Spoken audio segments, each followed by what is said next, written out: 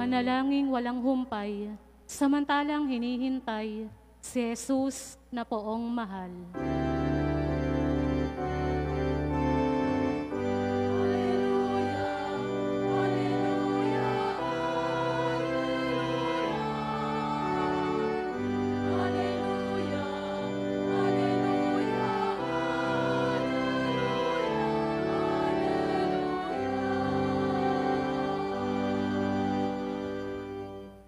Sumainyo ang Panginoon. At sumaiyo rin. Ang mabuting balita ng Panginoon ayon kay San Marcos. Papuri sa iyo, Panginoon.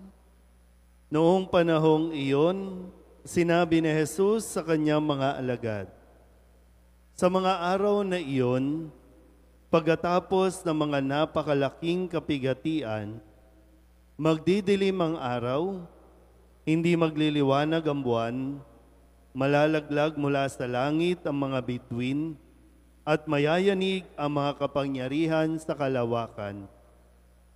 At makikita ang anak ng tao na nasa alapaap, dumarating na may dakilang kapangyarihan at malaking karangalan. Susuguin niya ang kanyang mga anghel sa 4 na panig ng daigdig at titipunin nila ang mga hinirang ng Diyos mula sa lahat ng dako. Unawain ninyo ang aral mula sa puno ng igos. Kapag sumisipot na ang mga dahon sa sanga nito, alam ninyong malapit na ang tag-araw.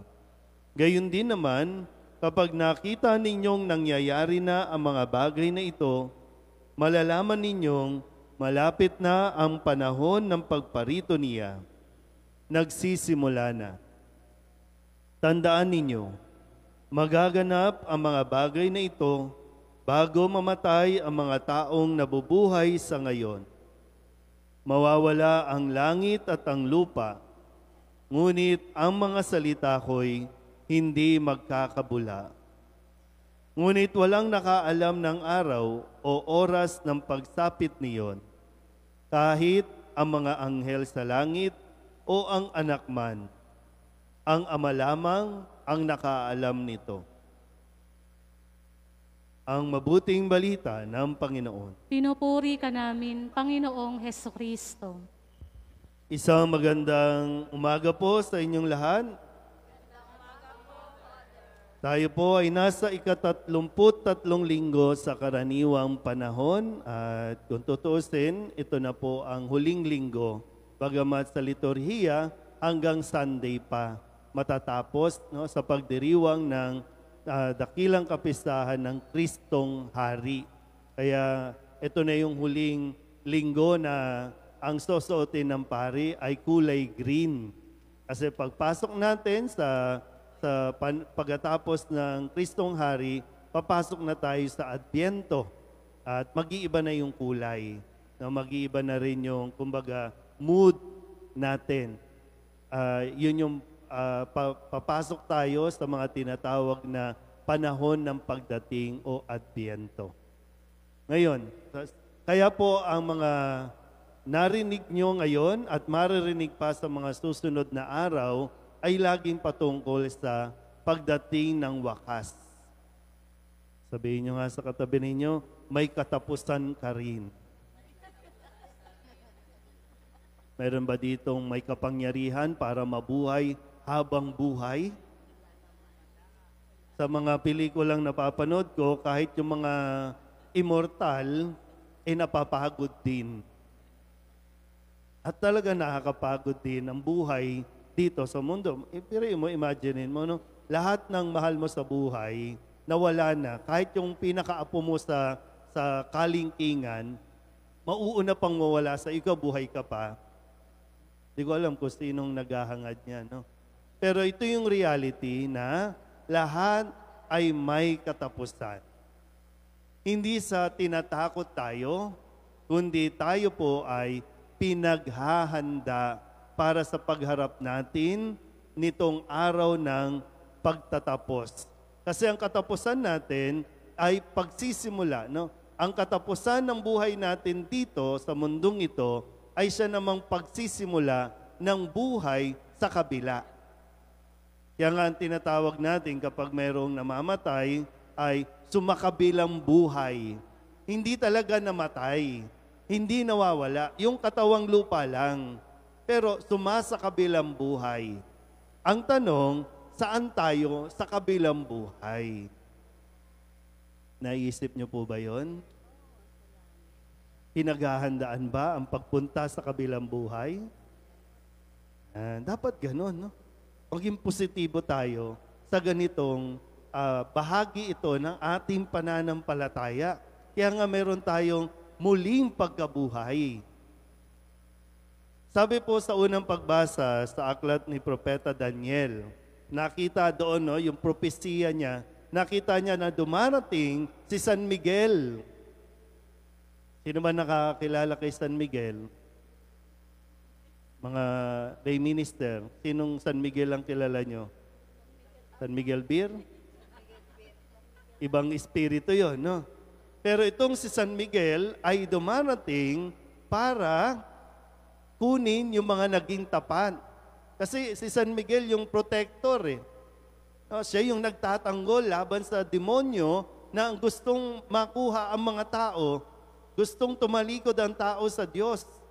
Pero si San Miguel, protector natin, defender natin. Parang may lasing na dito. Diba? Kaya sabi niya, dalawa lang ang pupuntahan. Buhay na walang hanggan o buhay na walang katapusang paghihirap. Reality ito, no? Katotohanan ito. Na kapag natapos ang buhay natin sa mundong ito, doon lang tayo pupunta. Buhay na walang hanggan sa langit, sa piling ng Diyos, o buhay na walang katapusang paghihirap, kapiling ang kaaway, ang demonyo. Sa tingin nyo, saan ka? Kaya nga, sinusuri natin araw-araw. Sa bawat araw na paggising natin, tinuturing natin na biyaya kasi binibigyan pa tayo ng pagkakataon na kung ano man ang hindi naging maganda kahapon, pag-uugali kahapon, kasalanang nagawa kahapon, ngayon na nagising pa tayo, ibig sabihin talagang napakabuti ng Diyos na ayusin mo.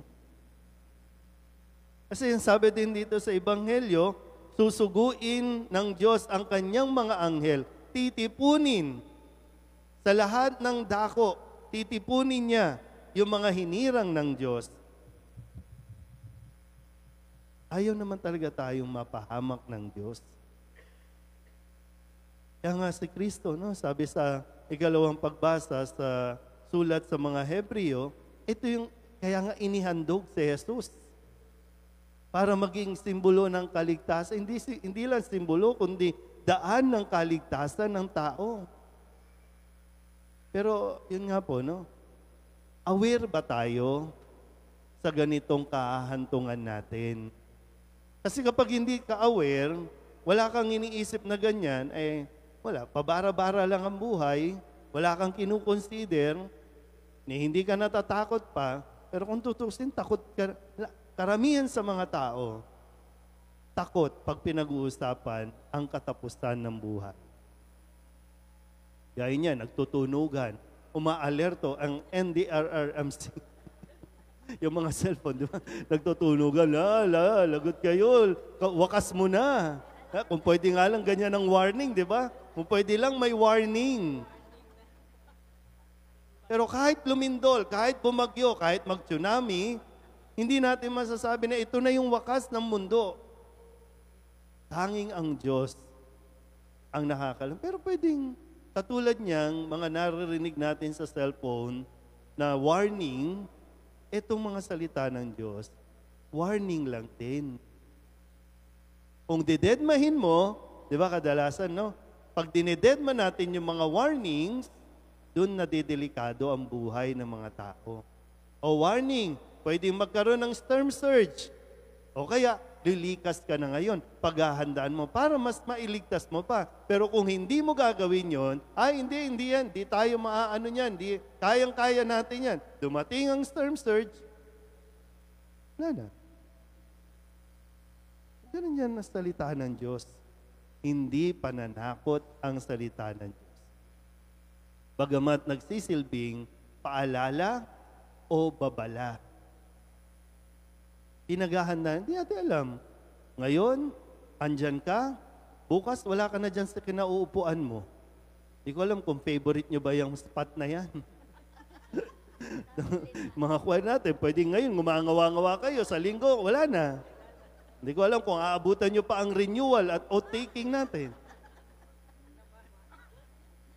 Maging handa lang lagi. Maging handa. Nang hindi natatakot, kundi taglay ang pananalig. Lord, sana, no? Sana kunin ako ng mga anghel, dalhin ako sa iyo. Sana maging karapat-dapat ako na makaharap sa iyo. Ganon tayo dapat. Huwag matakot. Ha? Huwag matakot. Pero yung reality din, ha? Nakikita naman natin yung mga signs na po pwede. Eh bakit pa tayo aaksaya ng panahon? Tingnan niyo mukha ng katabi ninyo. Pang ilang banat na ba yan? May rayuman na tayo, masakit ng kaso-kaso. Ayaw na nga natin ng malamig kasi sumasakit ng mga buto-buto. Diba? Eh, hindi na iiwasan. Pero paghahandaan natin yung panahon. At itong paghahanda na ito, itong paalala na to, ay dahil din sa pagmamahal ng Diyos sa atin. Amen?